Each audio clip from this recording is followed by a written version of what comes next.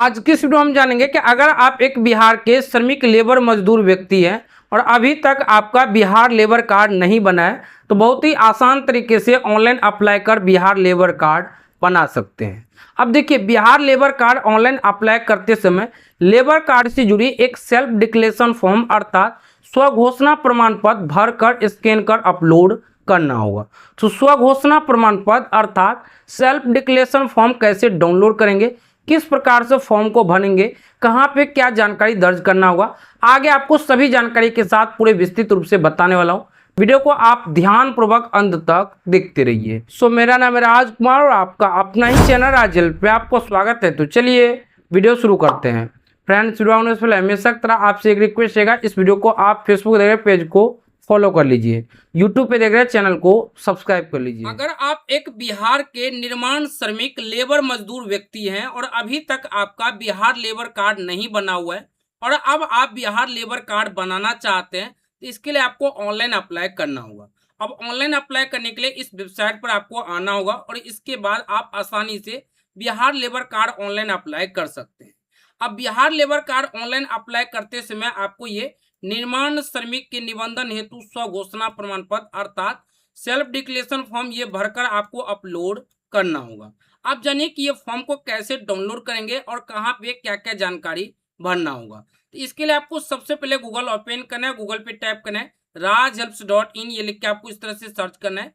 जैसे आप सर्च करें तो पहले नंबर में राज हेल्प वेबसाइट लिंक देखने को मिलेगा, इस पर आपको क्लिक करना है। क्लिक करते इस तरह से आप rajhelps.in की वेबसाइट पे आ जाएंगे। अब आपको इस तरह से नीचे की तरफ आना है और यहाँ देखिए आपको लेटेस्ट अपडेट कैटेगरी देखने को मिलेगा। इसके ठीक नीचे यहाँ देखिए Bihar labour card online apply 2026, इस पे क्लिक करके ये आर्टिकल को ओपन कर लेना है। अब हो सकता है कि आप थोड़े देर से विजिट करें तो ऐसे में आपको ये आर्टिकल ऊपर नीचे देखने को मिले, तो ऐसे में आप इस तरह से ऊपर की तरफ आ जाइए और यहाँ पे देखेंगे तो सर्च बटन देखने को मिलेगा, तो इस जगह टाइप कर लीजिए Bihar labour card online apply 2026, ये लिख के आपको इस तरह से सर्च कर देना है। जैसे आप सर्च करें तो पहले नंबर में आपको ये आर्टिकल देखने को मिलेगा, इस आर्टिकल को ओपन कर लेना है। अब इस आर्टिकल में पूरी जानकारी के साथ पूरे विस्तृत रूप से बताया गया है, तो आप इन्हें एक एक करके पूरे बारीकी से पढ़कर आसानी से जान सकते हैं। जैसे आप पढ़ते नीचे की तरफ आएंगे तो यहाँ देखिए step by step online apply करने की भी पूरी प्रोसेस बताया गया है। और आप थोड़ा सा नीचे आएंगे तो यहाँ देखिए इंपोर्टेंट लिंक सेक्शन देखने को मिलेगा और इसके ठीक नीचे यहाँ देखिए लेबर कार्ड अप्लाई, इसके आगे क्लिक है, इस पे क्लिक करके नया लेबर कार्ड ऑनलाइन अप्लाई कर सकते हैं। और लेबर कार्ड ऑनलाइन अप्लाई करते समय जो सेल्फ डिक्लेरेशन फॉर्म अर्थात स्वघोषणा पत्र लगते हैं वो डाउनलोड करना चाहते हैं तो यहाँ देखिए सेल्फ डिक्लेरेशन फॉर्म के आगे क्लिक है, इस पर आपको क्लिक करना है। क्लिक करते अगले स्टेप में इस तरह से ये स्वघोषणा प्रमाण पत्र देखने को मिल जाएगा। अब इन्हें डाउनलोड करना चाहते हैं तो यहाँ देखिए डाउनलोड, इस पे क्लिक करके डाउनलोड कर सकते हैं और प्रिंट विकल्प पे क्लिक करके डायरेक्ट प्रिंट कर लीजिए। अब ये स्वघोषणा पत्र डाउनलोड करने की पूरी जानकारी जान गए। अब इस फॉर्म को कैसे भरेंगे पूरे विस्तार से जानिए कि कहाँ पे क्या क्या जानकारी दर्ज करना होगा। अब इस स्वघोषणा प्रमाण पत्र फॉर्म को कैसे भरेंगे तो सबसे पहले यहाँ देखिए बताएगा कि मैं डैश, तो जिनके नाम से नया बिहार लेबर कार्ड के लिए अप्लाई करें उनका नाम आपको यहाँ पे लिखना है। इसके बाद यहाँ पे उनके पति या पिता का नाम लिखना है। मान लीजिए कि महिला के नाम से नया बिहार लेबर कार्ड के लिए अप्लाई हो रहे हैं तो यहाँ पे उनके पति का नाम लिखना है। और किसी पुरुष के नाम से लेबर कार्ड के लिए अप्लाई हो रहे हैं तो यहाँ पे उनके पिता का नाम लिखना है। इसके बाद यहाँ पर आपको ग्राम का नाम लिख लेना है और यहाँ पे आपको पोस्ट या मौजा का नाम लिख लेना है।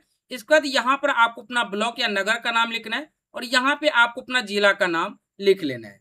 अब आगे यहाँ देखो बताएगा कि यह घोषणा करता या करती हूँ कि मेरे द्वारा भवन एवं अन्य सन्निर्माण कार्य में विगत 12 माह में कुल डैश दिनों का कार्य, तो यहाँ पे देखिए आपको पूछा जा रहा है कि 12 माह में आप कितने दिन कार्य किए, तो यहाँ पे कम से कम आपको 90 दिन, 91 दिन और अधिक से अधिक 12 माह तक की जानकारी दे सकते हैं। तो जैसे मान लीजिए कि आपने 91 दिन कार्य किया तो यहाँ पे 91 लिख लीजिए।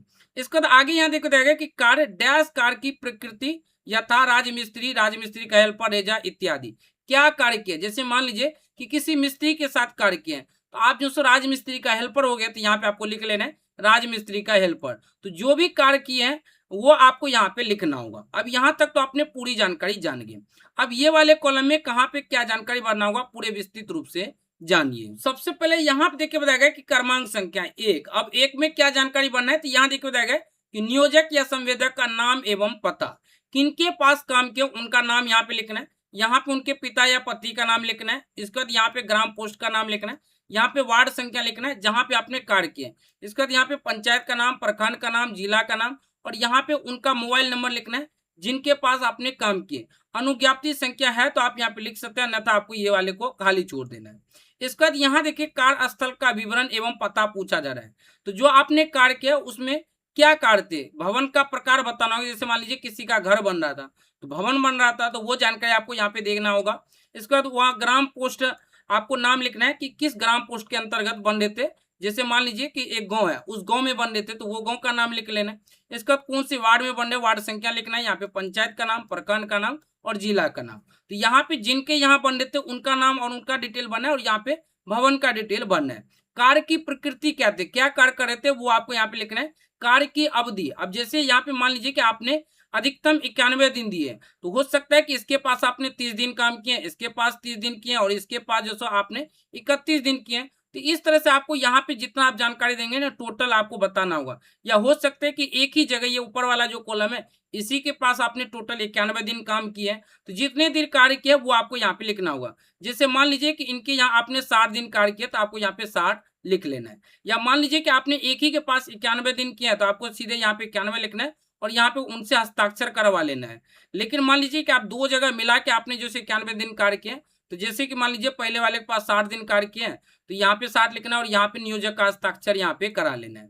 इसी तरह से आप दूसरे जगह कार्य किए हैं तो यहाँ पे दूसरे जगह की जानकारी भरनी होगी। दूसरे में भी सेम वही जानकारी भरना है। दूसरे जहाँ पे काम किया उसका नाम, उनके पिता या पति का नाम, मोबाइल नंबर, वार्ड संख्या, पंचायत का नाम, प्रखंड का नाम, जिला का नाम, मोबाइल नंबर और यहाँ पे अनुज्ञप्ति संख्या है तो लिख सकते हैं, अन्यथा खाली छोड़ना है। अब दूसरे जगह काम किए तो वहां पे भी क्या काम किए, मान लीजिए वहां भी घरे बन रहा था तो आपको यहाँ पे भवन का प्रकार बताना होगा कि मकान बन रहे थे, मकान में कार्य किए, जो भी होगा। इसका कौन से ग्राम पोस्ट के अंतर्गत वो जो सो मकान बन रहे थे वो ग्राम पोस्ट का नाम लिखना है, वार्ड संख्या, पंचायत का नाम, प्रखंड का नाम, जिला का नाम। इसका यहाँ देखें तो इसमें वही कार्य की प्रकृति क्या थे, कार्य की अवधि। अब जैसे कि यहाँ पे 60 लिखे हैं और इससे ऊपर आप देखें तो आपने टोटल कार्य 91 दिन बताए, तो यहाँ पे आपको जो सो लिखना है 31 और यहाँ पे दूसरे नियोजक से हस्ताक्षर करा लेना। तो ये तो इस तरह से आपने भर लिया। मान लीजिए एक ही जगह कार्य किया तो फिर ये ऊपर वाले कॉलम में पूरा डिटेल बनना है, बाकी को खाली छोड़ना है। तो इसी तरह से और भी जगह कार्य किया तो लिखना नहीं था, आपको खाली छोड़ना है। इसका नीचे आना है, यहाँ दिख जाएगा कि मैं उपयुक्त वर्णित कार्यस्थल पर कार्य के दौरान लिए गए जियोटेक फोटोग्राफ कोई एक की प्रति संकलन कर रहा या रही हूँ। तो देखिए नया लेबर कार्ड अप्लाई करते समय जिस जगह आपने कार्य किया पूरा लोकेशन के साथ आपको फोटो खींचना होगा, उसमें आपका कार्य भी दिखना चाहिए कि आप ये कार्य कर रहे हैं। तो वही यहाँ पे पूछा जा रहा है कि कर रहा है या कर रही हूँ, संकलन करने में असमर्थ हूँ, मेरी असमर्थता की स्थिति में निबंधन पदाधिकारी या श्रम परिवर्तक पदाधिकारी या श्रम अधीक्षक के द्वारा मेरे द्वारा वर्तमान में निम्न कार्यस्थल पर किए जा रहे कार्य का भौतिक सत्यापन किया जा सकता है।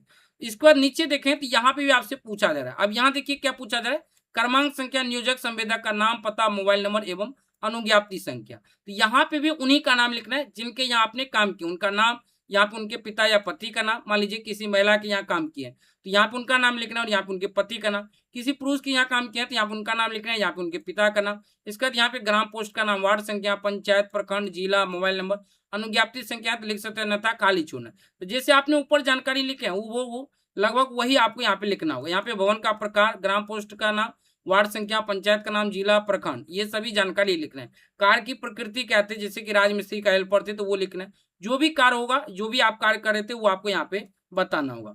कार्य प्रारंभ करने की तिथि, कितने तिथि से आपने कार्य शुरू किए थे वो आपको यहाँ पे लिखना है। जैसे मान लीजिए किसी के यहाँ 91 दिन काम किए तो आप शुरू कितने तारीख को किए थे वो डेट आपको लिख लेना है। तो 91 से पीछे आप देख लीजिएगा, या जितना दिन आप कार्य का डेट देते हैं या दिन देते हैं उस दिन से पीछे देख लीजिएगा, जितना तारीख होगा वो आपको यहाँ पे लिखना है। और नियोजक का यहाँ पे भी आपको हस्ताक्षर करा लेना है। बस ये फॉर्म को आपने यहाँ तक पूरी जानकारी भर ली। अब यहाँ पे आपको थोड़ा भरना होगा। सबसे पहले यहाँ देखा जाएगा कि निर्माण श्रमिक का हस्ताक्षर या अंगूठा निशान, तो जिनके नाम से लेबर कार्ड के लिए अप्लाई कर रहे हैं यहाँ पे उनका हस्ताक्षर करा लेना है। अगर वो साइन करते हैं तो साइन कराना है, नहीं तो अंगूठा निशान लगाते हैं तो आपको यहाँ पे अंगूठा निशान लगाना हो। इसका निर्माण श्रमिक का नाम, उनका नाम क्या है वो नाम लिख लेना है। यहाँ पे उनके पति या पिता का नाम लिखना है, तो महिला के नाम से आवेदन हो रहे हैं तो पति का नाम लिखना है, पुरुष के नाम से आवेदन हो रहे हैं तो यहाँ पे पिता का नाम लिखना है। यहाँ पे ग्राम पोस्ट का नाम लिखना है, यहाँ पे वार्ड संख्या लिखना है, यहाँ पे पंचायत का नाम, यहाँ पे प्रखंड का नाम और यहाँ पे जिला का नाम। इसके बाद यहाँ पे उनका मोबाइल नंबर लिख लेना है। बस इतना ही आपको भरना होगा। ये फॉर्म भरने के बाद आपको स्कैन कर नया लेबर कार्ड ऑनलाइन अप्लाई करते समय अपलोड करना होगा।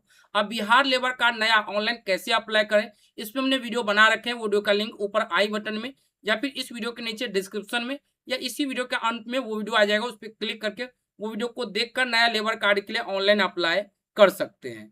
ऑनलाइन अप्लाई करते समय कहाँ पे ये फॉर्म अपलोड किया जाता है, इसकी पूरी जानकारी दी गई है, तो उस वीडियो को जरूर देखिए और नया लेबर कार्ड ऑनलाइन अप्लाई कर लेबर कार्ड बना सकते हैं। सो ये एक जानकारी थे। उम्मीद है ये वीडियो आपको बेहद पसंद आया होगा।